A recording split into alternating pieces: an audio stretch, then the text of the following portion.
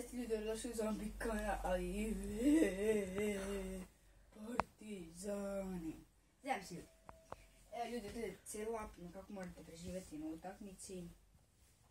Znači, tu vidimo kratku palicu, onda jednu palicu i naravno mač.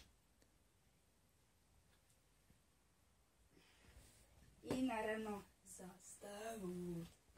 Ljudi, što je nešto da mogu vezi. Recimo, kad vas neko tamo krene da vas dira, a vas nešto da vam je palicu u rukavu.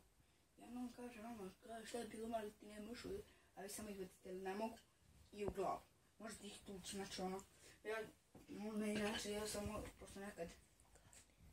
pošto nekad ne idem čak na utakmice, ja hoću da uzem i pridružim nešto, nekad navijam, nekad ne navijam i tako.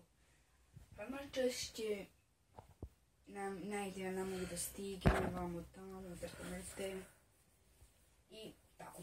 I ljudi, evo samo da vam pokažem ovo za danas, to sam sad htjela samo da vam pokažem to.